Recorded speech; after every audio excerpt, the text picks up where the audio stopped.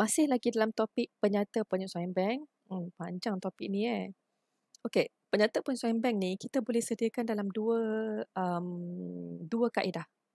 Sebelum ni cikgu ajar cara menyediakan penyata penyesuaian bank tanpa kemas kini buku tunai. Okey, masih ingat lagi tak video yang sebelum ni? Video yang kedua. Cikgu dah tunjuk cara-cara bagaimana nak menyediakan penyata penyesuaian bank tanpa kemas kini buku tunai. Okey, hari ni untuk video kali ni cikgu akan tunjukkan cara penyediaan penyata penyesuaian bank dengan mengemas kini buku tunai.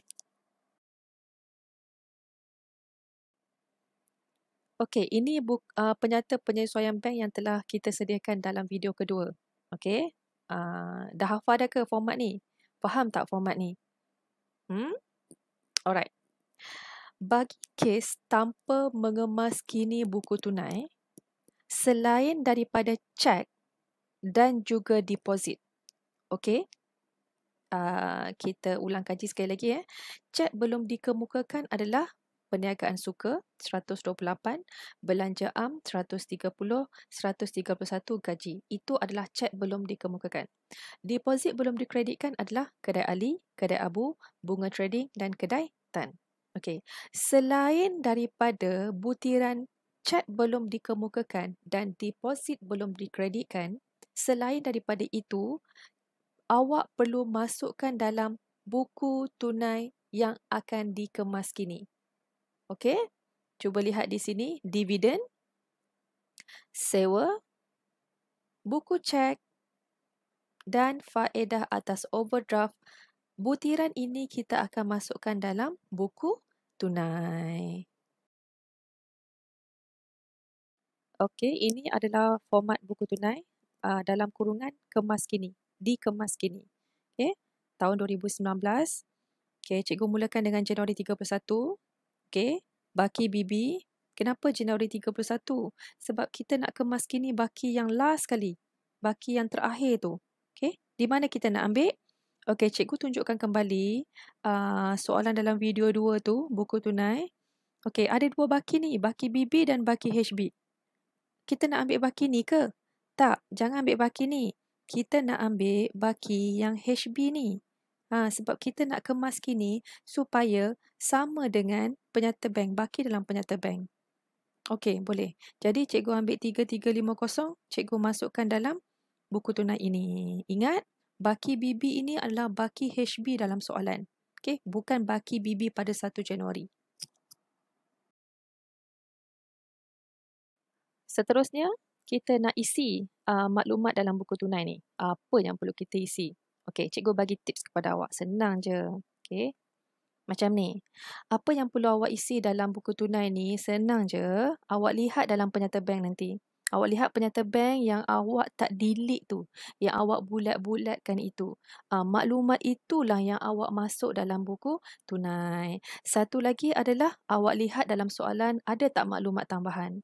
Biasanya maklumat tambahan ni dia akan suruh kemas kini buku tunai. Contoh cikgu bagi maklumat tambahan, dia kata cek tak layan.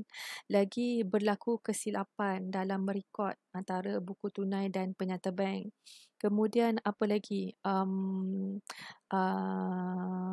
Biasanya dua je lah kan? Maklumat tambahan. Tak apa, nanti cikgu akan tunjukkan maklumat tambahan tu. Apa yang biasanya ada dalam maklumat tambahan. Sekarang kita akan kemas kini buku tunai. Kita lihat penyata bank dalam video 2 yang sebelum ni. Okey, ini adalah butiran-butiran yang tinggal yang ingat lagi tak kita tolak, kita delete, kita buang. Okey, tinggal yang ni je. Okey. So, 4 butiran ini kita akan masuk dalam penyata dalam buku tunai kemas kini. Okey, sewa, dividen, buku cek dan faedah atas overdraft. Semua ni akan masuk dalam buku tunai kemas kini. Contoh cikgu sebut kredit. Di sebelah kredit, dividen 500 ni, duit ni dah masuk dalam akaun bank kita. Tapi belum kemas kini dalam buku tunai. Jadi, kalau kita nak tunjukkan dalam buku tunai, kita kena tambah jugalah. Begitu juga di sebelah debit. Dalam akaun kita, sewa, buku cek dan faedah atas overdraft telah ditolak dalam akaun bank kita. Tapi dalam buku tunai belum kemas kini. Jadi kita akan kemas kini dalam buku tunai di sebelah kredit. Okey, cikgu tunjuk di sini. Pertama adalah dividen kita tambah sebab akaun bank kita dah bertambah. Jadi kita kena tambahlah dalam buku tunai. Okey. Kemudian 3 lagi item, sewa, buku cek dan juga faedah atas overdraft 150. Jadi bila kita jumlahkan mana yang paling besar, kita samakan dia 3,850. Okey, di sebelah debit yang paling besar, kita samakan dia 3,850 dan baki yang terbaru adalah 3,160 iaitu baki HB yang baru setelah kita kemas kini. Dan kita bawa ke bulan depan pada Februari 1, dia akan jadi baki BB 3,160.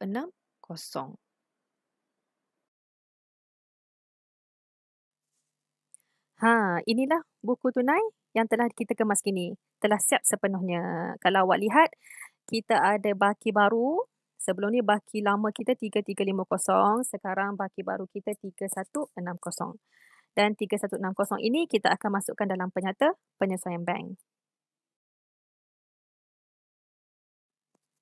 Okey, ini penyata penyesuaian bank. Okey, kalau awak lihat, di atas, kita akan mulakan dengan baki debit di buku tunai dalam kurungan kemas kini. Okey, bagi soalan yang perlu kemas kini buku tunai, awak kena mulakan dengan baki di buku tunai.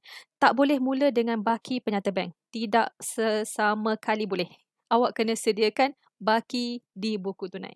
Tapi kalau kes yang tanpa kemas kini, awak boleh guna dua format. Nak mulakan dengan penyata bank pun boleh, nak mulakan dengan buku tunai pun boleh. Rujuk soalan. Tengok dulu soalan. Apa yang dia nak. Okay? Alright. Sekarang cikgu ambil baki baru tadi. Berapa? 3,160. Okay. Tambah cek belum dikemukakan. Kita kekalkan. Kita masih kekalkan 3 butiran ini. Jumlah dia adalah 4,950. Kemudian deposit belum dikreditkan. Kita kekalkan juga seperti sebelum ni. Jumlah dia 4,900 dan 8,110 tolak 4,900 kita akan dapat sama je 3,210 sama dengan baki kredit di penyata bank.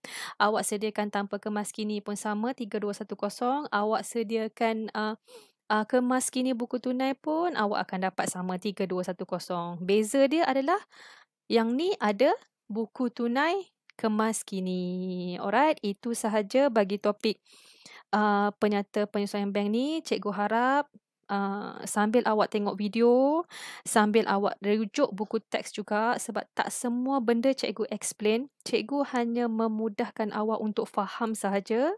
Okey, kalau ada rasa ragu-ragu, was-was, awak boleh rujuk buku teks ataupun awak boleh rujuk guru-guru awak sendiri. Okey, selamat mencuba. Sekian, terima kasih.